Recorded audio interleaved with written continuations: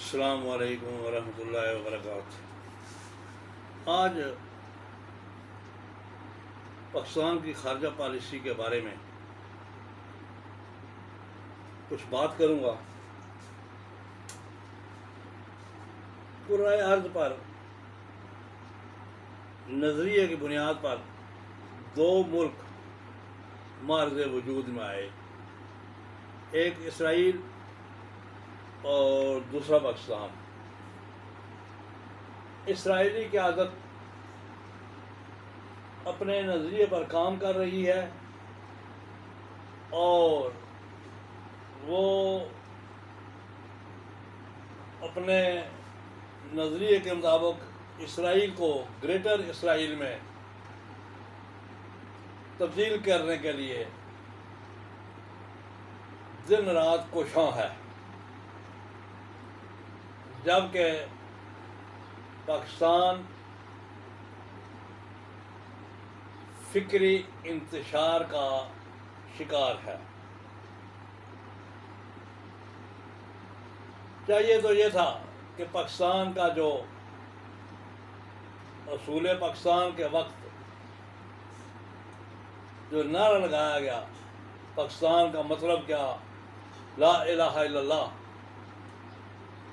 اس فکر کو، اس نظریے کو پروموٹ کیا جاتا، لیکن ہماری بدقسمتی کہ ہمارے ملک میں ساون کے مینڈکوں کی طرح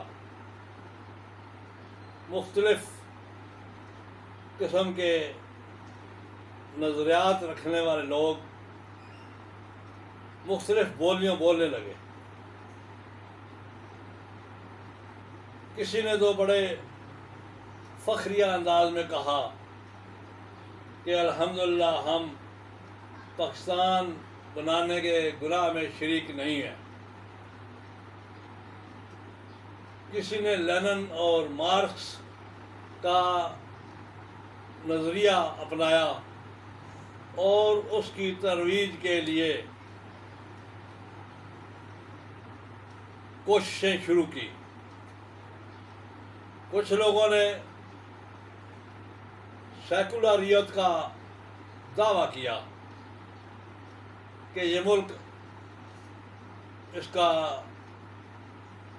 نظریہ سیکولر پر مبنی ہے، اور وہ یہ دعویٰ کرتے ہوئے بہت بڑا جھوٹ بولتے ہیں کہ قائد اعظم محمد علی جناح نے سیکولر پاکستان بنانے کا وعدہ کیا تھا۔ اللہ اکبر۔ کچھ لوگ شخصیات کی تقلید اور اس کی پیروی میں لگے ہوئے ہیں۔ ان شخصیات کا نظریہ باطل ہے ہو تو بھی وہ اس کے پیچھے لگے ہوئے ہیں اور اس کی اعانت کر رہے ہیں اور اس کی حوصلہ افزائی کر رہے ہیں۔ کشمیر جو کہ پاکستان کی شاہ رگ ہے، قائد اعظم رحمۃ اللہ علیہ نے فرمایا، اور پاکستان کے دریا کشمیر سے نکلتے ہیں۔ ہمارا ملک زرعی ملک ہے اور اس کی زراعت کا دارومدار پانی کے اوپر ہے، تو وہ دریا جو کشمیر سے نکلتے ہیں وہ ہماری زراعت کے لیے اور پھر ان کے اوپر ڈیم بنا کر بجلی کی پیداوار کے لیے بہت مفید ہیں۔ تو اس حوالے سے بھی کشمیر کی اپنی اہمیت ہے، اور وہ جو طے ہوا تھا کہ جو علاقے مسلمان اکثریت والے ہیں، یعنی جن علاقوں میں مسلم اکثریت ہے، وہ علاقے پاکستان کا حصہ ہوں گے۔ تو اس حوالے سے بھی اور مذہبی حوالے سے بھی، معاشی حوالے سے بھی، نظریات کے حوالے سے بھی، یعنی ہر حوالے سے کشمیر جو ہے یہ پاکستان کا حصہ بنتا ہے۔ لیکن ہماری بدقسمتی کہ اس کے حصول کے لیے ہم نے کما حقہ کوششیں نہیں کی۔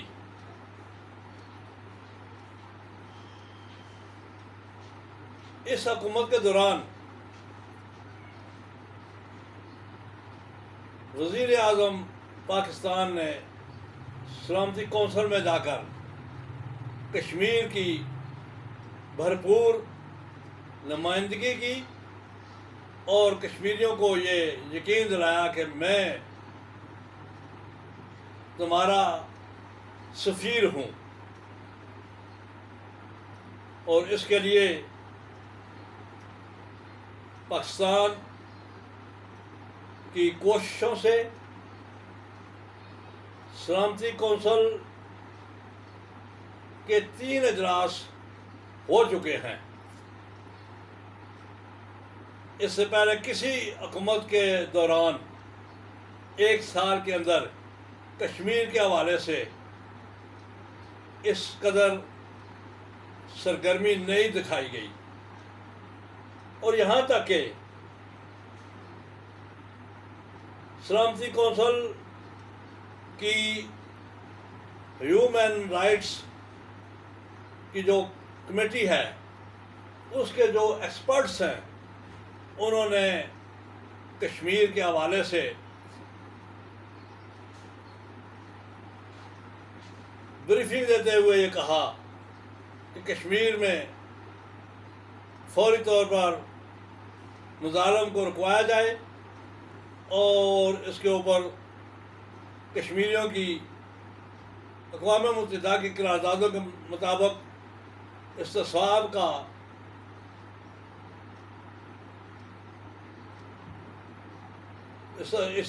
کے لیے راہ ہموار کی جائے۔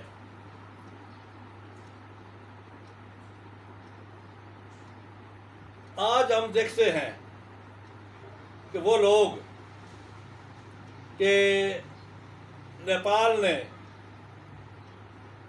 اپنا نقشہ پیش کیا، جس میں نیپال نے وہ علاقے جو کہ انڈیا کے قبضے میں تھے ان کو اپنا حصہ دکھایا، تو ان کی اس کاوش کو سراہا گیا۔ آج وہی لوگ یہی کام کرنے پر پاکستان گورنمنٹ کے ناقد ہیں، اور ان کا کہنا یہ ہے کہ اس سے کیا فرق پڑے گا۔ کچھ لوگ کہتے ہیں کہ یہ ترانوں سے کیا فرق پڑے گا۔ وہ یہ بات بھول کے کہ اللہ نے کہا ہے قرآن مجید میں حرض المومنین علی القتال، قتال کے اوپر مسلمانوں کو ابھارو، اور یہ جذبات کو ابھارنے کا ایک ذریعہ ہے یہ جو ترانے ہیں۔ اس سے لوگوں کے اندر شعور بیدار ہوتا ہے اور لوگوں کے اندر کچھ کرنے کا جذبہ پیدا ہوتا ہے۔ جاوید چودھری صاحب نے اعتراض کیا ہے، یہ جو میڈیا کے سے تعلق رکھتے ہیں، کہ ہماری حکومت کی خارجہ پالیسی ناکام ہے، ہم مسلم ممالک کو کشمیریوں کے حوالے سے اپنا ہمنوا نہ بنا سکے۔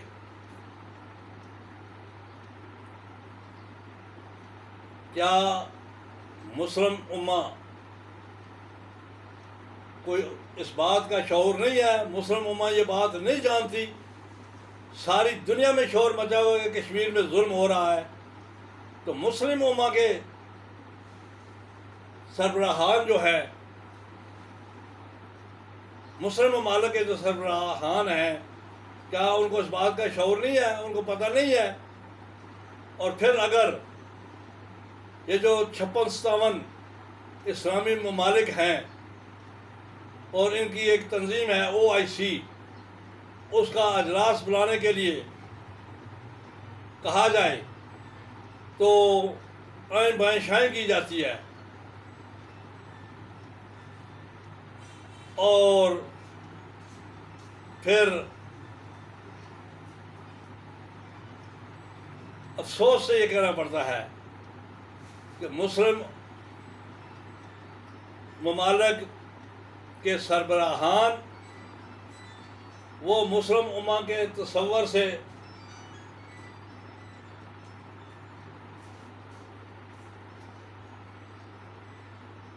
ناواقف ہے۔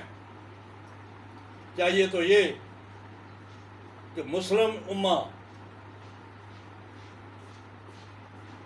OIC کو متحرک کرے، اور مسلم امہ کا کوئی بھی مسئلہ ہو اس میں یہ ادارہ اپنا کردار ادا کرے۔ لیکن افسوس، آج سعودی عرب نے $1 ارب جو کہ اس نے مشکل وقت میں پاکستان کو دیا تھا، واپس مانگ لیا ہے،